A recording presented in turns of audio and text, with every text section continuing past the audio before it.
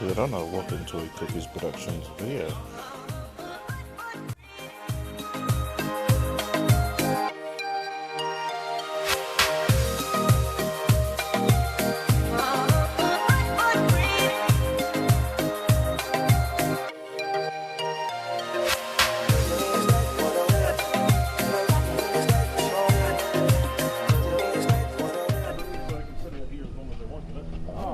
Doesn't hurt anything.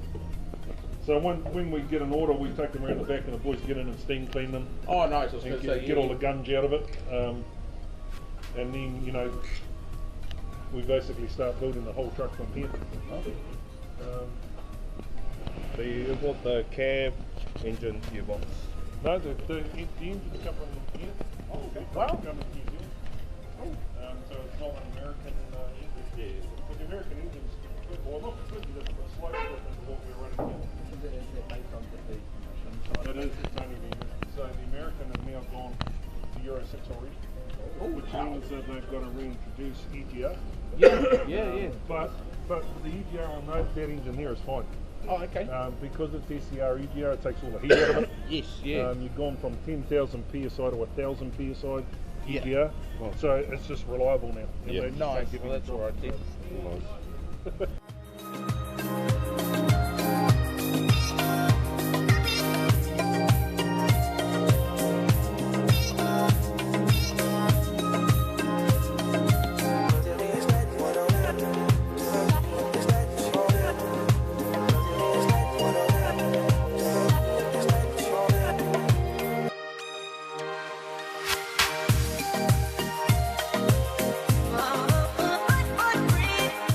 Oh, yeah.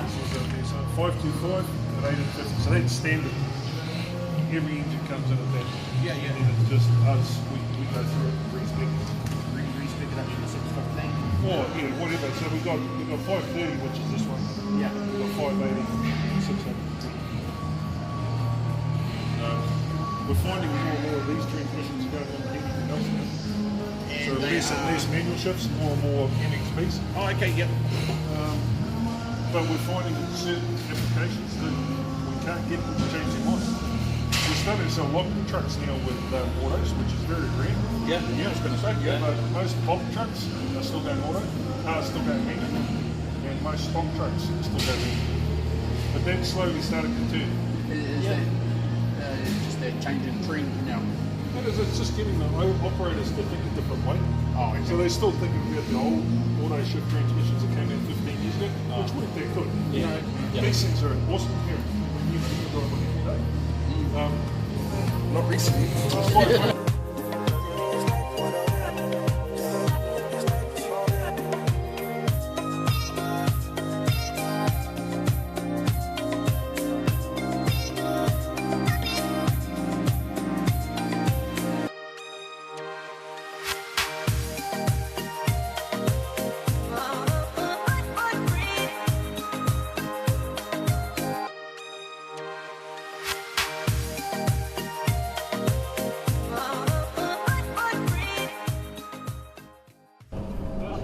Chassis rails and everything is done.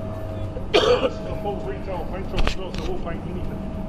We've painted everything in this building from trucks, the boats, the buses, TV frames, cars, you name it, we'll do it. We get the paint codes for everything, as you can see here. We've got the numbers of everything that's being painted. And then all these are the paint codes. So each enter the paint code in there. This will start to mix it. It will start to mix it and shake it, and then it will actually drop the right amount of paint into the gun. So you just got to come pick this off here and go straight out there, hook your line up, and go paint it. Oh, okay. Yeah. So everything's weighed, paint's all by weight. Yes. And yeah, it'll just mix it. We can custom build and custom make any paint you want. Really, that's the most difficult thing for owner drivers is when they haven't had a truck before and they want something special.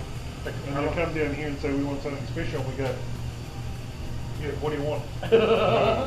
We've just invested in what's called a spectrum analyzer. Yep. I think the word's easier now. So if you came in now and said you wanted to paint a truck that colour. That orange, yeah. And we didn't have that on file. We basically get a gun and put it on there, and it takes a 3D image of it, Yeah. runs it through the computer, analyses the breakdown of the paint, and we'll actually mix it on the spot. It'll take about 4 minutes to actually formulate and mix and actually dump that into the gun, and then out it goes. So That's cool. every paint job is done by weight, and every paint job is then recorded on the PPG master system. Yeah. So even if you had a brain aneurysm later and you went and bought another brand, you just go back into the PPG system and say, and it would come up like if we had to custom make your silver, so in special silver, it would then come up as Fidget Silver. Oh, okay. It just goes against the name of the truck. And somebody will say to me, I'm building a truck Fidget. Right? We've got one silver in the system. Yeah, one silver, one red, one blue. That's cool. Yeah.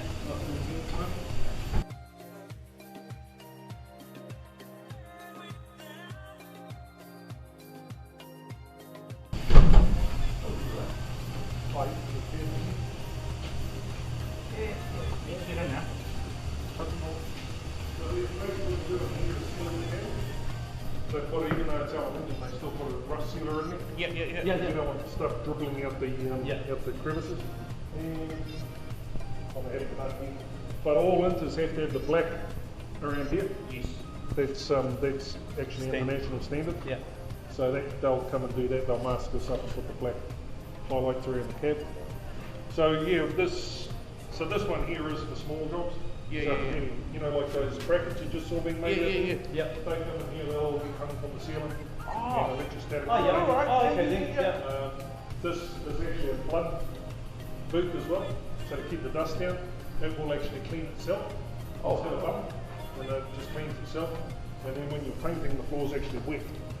So when you're walking around painting, you're not getting enough dust underneath your feet. It'll get you down.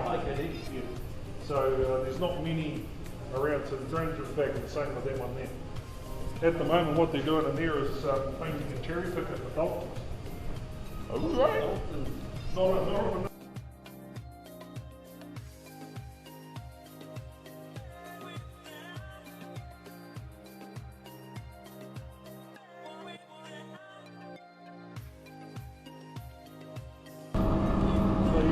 just repaint the chassis with yellow. I don't actually know what they're using this one for. All I know is it's cherry picker.